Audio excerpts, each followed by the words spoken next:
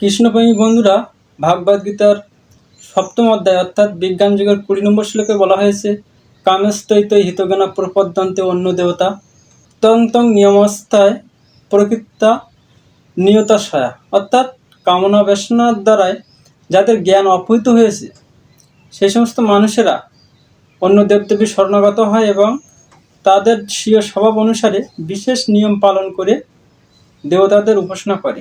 এখানে ভগবান বলছেন, যাদের কামনা বাসনা দ্বারাই অপহৃত হয়েছে মন বা জ্ঞান, তারাই দেবদেবী শরণাগত হয়। শ্লোকে ভগবান বলছেন, পরমাত্মা রূপে আমি সকলের হৃদয়ে বিরাজ করি। যখনই কেউ দেবতাদের পূজা করতে ইচ্ছা করে তখনই আমি সেই ভক্তের তাতেই অচলা শ্রদ্ধা বিধান করি। সেই ব্যক্তি শ্রদ্ধাযুক্ত হয়ে সেই দেবতার আরাধনা করেন এবং সেই দেবতার কাছ থেকে আমারই দ্বারা বিহিত কাম্য বস্তু অবশ্যই লাভ করেন। তৃতীয় অধ্যায়ে ভাগবতে বলা হয়েছিল, দেবতাদের কাজ হলো ভোগ্য বস্তু বা প্রাকৃতিক বস্তু বা প্রাকৃতিক সম্পদ মানুষের প্রদান করা। বেঁচে থাকার জন্য যে প্রাকৃতিক সম্পদ প্রয়োজন হয়, যেমন জল, বায়ু। এরপরে 23 নম্বর শ্লোকে বলা হয়েছে, অল্প বুদ্ধি ব্যক্তির আরাধনালব্ধ সেই ফল অস্থায়ী। অর্থাৎ তারা যে ফলের বা প্রাকৃতিক সম্পদের জন্য দেবতার কাছে যায়, সেই ফল তারা প্রাপ্ত হয়, তবে অল্প অনস্থায়ী বা ক্ষণিকের জন্য তা পায়। তারা দেবপোষকগণ দেবলোক প্রাপ্ত হন, কিন্তু আমার ভক্তরা আমার পরম ধাম প্রাপ্ত হন। অর্থাৎ মোক্ষ মেলে তাদের আর জন্ম মৃত্যু হয় না, কিন্তু দেবলোক অর্থাৎ স্বর্গলোক প্রাপ্ত হলে স্বর্গসুখ একদিন ভোগ হয়ে যায়। তাই 9:21 ভগবান বলেছেন, তেতং ভোক্তা স্বর্গলোকং বিশালং ক্ষীণে পুণ্যে মর্ত্যলোকং বিশান্তি।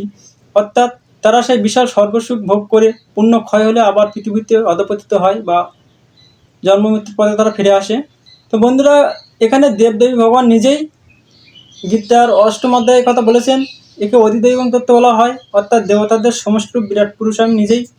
তাছাড়া 10ম অধ্যায়ে ভগবান বলেছেন, দেবতার মধ্যে আমি মুখ, অর্থাৎ যেমন দেবতাদের মধ্যে আমি ইন্দ্র, রুদ্র নামক দেবতাদের মধ্যে আমি শঙ্কর ইত্যাদি উদাহরণ দিয়েছেন। এছাড়া 9:23 নম্বর শ্লোকে ভগবান বলেছেন যে, যারা দেবদেবীর পুজো করে অবিধিপূর্বক তারা আমারই পুজো করে। বন্ধুরা, এই সমস্ত শ্লোকের মাধ্যমে আলোচনা করলে জানা যায় যে, যারা দেবদেব পুজো করে তারা সাত্ত্বিক লোক। গীতার 17 অধ্যায়ে 4 নম্বর শ্লোকে বলেছেন, এবং তারা স্বর্গসুখ লাভের জন্য দেবদেবের পুজো করে এবং প্রাকৃতিক সম্পদ লাভের জন্য।